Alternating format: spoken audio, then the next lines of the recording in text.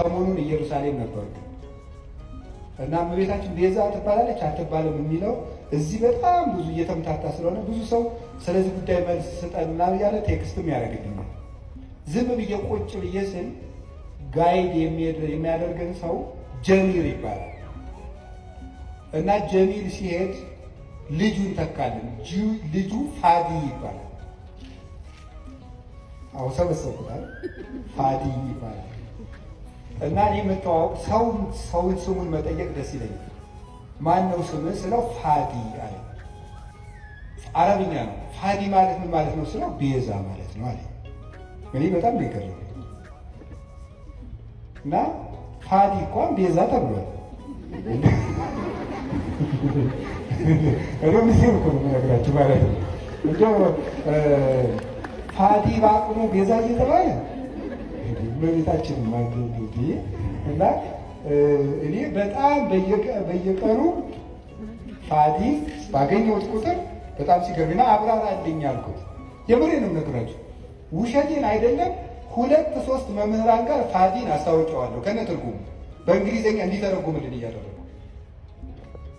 እና ፋዲ ምን ማለት ነው ግን ቤዛ ስለው ራስን እንደ ክርስቶስ ለሌላው አሳልፎ መስጠት ማለት ነው።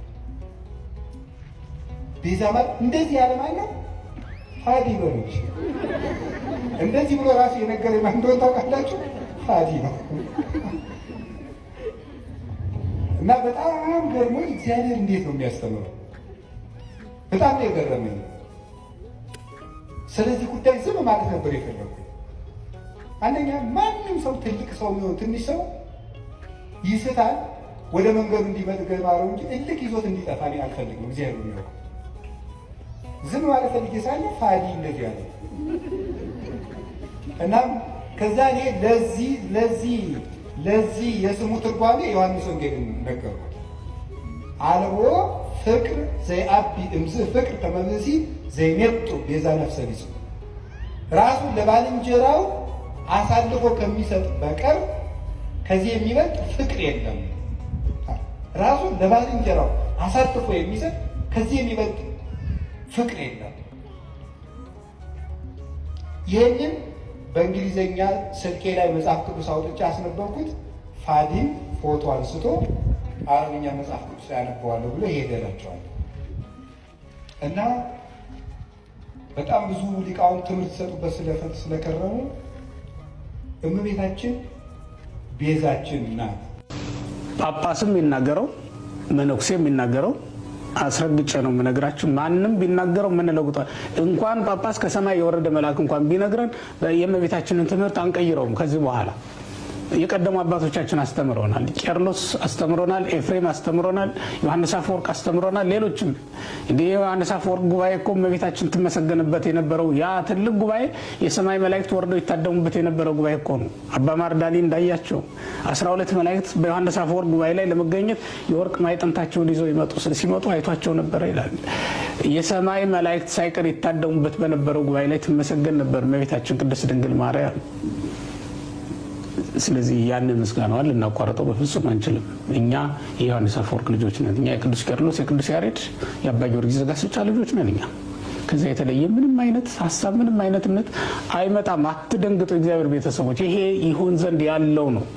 ገና ወደፊት አውሬው በትልልቅ ሰዎች ምልክታችን በምናደርጋቸው ሰዎች ሳይቀር ሊፈትነን እንደሚችል ማወቅ ይኖርባቸዋል። ወደፊትም ቢሆን የልጅነትን መንፈስ ተቀበላችሁ እንጂ የባርነት መንፈስ አይደለም።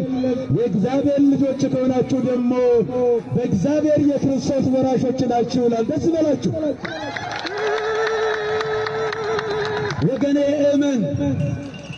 የእግዚአብሔር ልጆች እንደሆን ሕያው መንፈስ ቅዱስ ለነፍሳችን ምስክር ነው ይላል። ማን ምስክር ነው ይላል? ተናገሩ። መልአክ ምስክር ነው አይልም? ነቢይ ምስክር ነው አይልም? ሐዋርያ ምስክር ነው አይልም? ግለሰቦች፣ ቡድኖች፣ ማህበራት ምስክር ነው አይልም? የቋሚ ሲኖዶሱ አስቸኳይ ውሳኔ ብፁዕ አቡነ ገብርኤል ከቤተ ክርስቲያናችን የነገረ ማርያም አስተምሮ ውጪ በፍኖተ ጽድቅ ጠቅላላ ማህበር አዳራሽ የተሰጡትን ትምህርትና በማህበሩ ሚዲያ የተላለፈበትን ሁኔታ በተመለከተ መደበኛ ጉባኤው በሰፊው ተወያይቶ ለመወሰን በያዘው ቀጠሮ መሰረት በጉዳዩ ዙሪያ ጥልቅ ውይይት ካደረገ በኋላ የሚከተሉትን ውሳኔዎችን አስተላልፏል።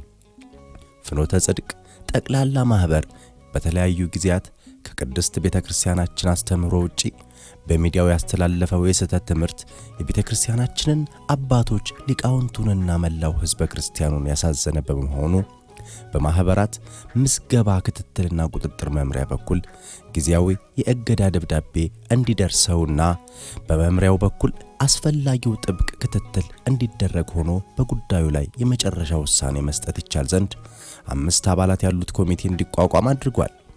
በዚህም መሰረት ቋሚ ሲኖዶሱ ያቋቋማቸው አጣሪ ልዑካን አጠቃላይ የማህበሩን ሁለንተናዊ እንቅስቃሴና በሚዲያው ያስተላለፋቸውን የስህተት ትምህርቶች በተመለከተ ከጠቅላይ ቤተ ክህነት ጽሕፈት ቤትና ከማህበራት ምዝገባ ቁጥጥርና ክትትል መምሪያ በመነጋገር በሚገባ መርምረውና አጣርተው በአጭር ጊዜ ውስጥ ከውሳኔ ሐሳብ ጋር ለቋሚ ሲኖዶስ እንዲያቀርቡ ነው። ብፁዕ አቡነ ገብርኤል ማርያም ቤዛዊተ ዓለም አትባልም በማለት ከቤተ ክርስቲያናችን የነገረ ማርያም አስተምህሮ ውጪ የሰጡት ሕጸጽ ያለበት ትምህርት በሊቃውንት ጉባኤ በኩል በሚገባ ተመርምሮና ተጣርቶ ከመፍትሄ ሐሳብ ጋር ለቋሚ ሲኖዶስ በአስቸኳይ እንዲቀርብ ብፁዕነታቸው ጉዳዩ ተጣርቶ የመጨረሻ ውሳኔ እስኪያገኝ ድረስ በመንበረ ፓትርያርክ ጠቅላይ ቤተ ክህነት ጽሕፈት ቤት ግቢ ውስጥ በሚገኘው መኖሪያ ቤታቸው በተአቅቦ እንዲቆዩ ነው። ብፁዕ አቡነ ፊልጶስ የደቡብ ኦሞና አሪ ዞኖች ሀገረ ስብከት ሊቀ ጳጳስ የቅድስት ሥላሴ መንፈሳዊ ዩኒቨርሲቲ ፕሬዝዳንትና ብፁዕ አቡነ በርናባስ የደቡብ ካሊፎርኒያ ሀገረ ስብከት ሊቀ ጳጳስ ያስተላለፏቸው የስህተት ትምህርቶችና በሌሎችም መምህራን የተላለፉ ነቀፋ ያለባቸው ትምህርቶች ካሉ የሊቃውንት ጉባኤ ከቤተ ክርስቲያኒቱ አስተምህሮ አንጻር በሚገባ መርምሮና አጣርቶ ከመፍትሄ ሐሳብ ጭምር በአጭር ጊዜ ውስጥ ለቋሚ ሲኖዶስ እንዲቀርብ ነው። የኢትዮጵያ ኦርቶዶክስ ተዋሕዶ ቤተክርስቲያን መገናኛ ብዙሃን ስርጭት ድርጅት ለፍኖተ ጽድቅ ጠቅላላ ማህበር ሚዲያ የአየር ሰዓት የሰጠበትን ዝርዝር ሁኔታና ከማህበሩ ጋር በተያያዘ አየር ላይ ያዋላቸውን ትምህርቶች የሚያሳይ ሪፖርት እንዲያቀርብ ይደረግ በማለት ቋሚ ሲኖዶሱ ወስኖ የዕለቱን ጉባኤ በቅዱስነታቸው ጸሎተ ቡራኪ አጠናቋል። ሰሞኑን እመቤታችን ቤዛ ትባላለች አትባልም የሚል ጥያቄ በጣም ብዙ ምዕመናን ስትጠይቁኝ ስለነበረ ሐሳቡን ካነሱት አባት ጋር ግንኙነት የለኝም። ብዙ ጊዜ ሰዎች ለሚያነሱት ሐሳብ እኔ መልስ የማልሰጥበት ምክንያት ሰዎቹ እንዲድኑ ስለምፈልግ ነው። በሌላ ትምህርት አስተምሮ ሰዎቹ ከዚያ እንዲጠገኑ ማድረግ የተሻለ ነው፣ እልክ ከማስያዝ ብዬ ስለማስብ ነው። እመቤታችን ቤዛችን ናት። ቤዛችንም የሆነችው ምን በማድረግ እንደሆነ 1-3 ሐሳብ ብቻ ልንገራችሁ። በጣም የሚያስደንቁ ጉዳዮች። ቤዛ ማለት ምን ማለት ነው? ምትክ፣ ለውጥ። አሐቲ ድንግል የምትባለው መጽሐፌ ላይ አንድ ምዕራፍ 6 ላይ ቤዛዊት ዓለም ብዬ ጽፌያለሁ። ቤዛ ምትክ፣ ለውጥ፣ ጥብቅና፣ ጠበቃ መሆን፣ መዋጀት፣ አዳኝነት፣ መታደግ እንደማለት ነው። ለጌዛ ቤዛ ሲባል የራሱ ትርጉም አለው። ብዙ ሊቃውንት ብዙ ስላሉበት እዚህ ጉዳይ ብዙ ማለት አልፈልግም። እመቤታችን ቤዛ ስንላት ከጌታ ጋር አስተካክለን ሳይሆን ለውጥ ማለት ነው። ምንድን ነው ለውጥ? ከመጀመሪያይቱ ሴት የጎደሉ ነገሮች ነበሩ። ያንን በዚያችኛይቱ ሴት ምትክ ይዛ በመገኘት ነው።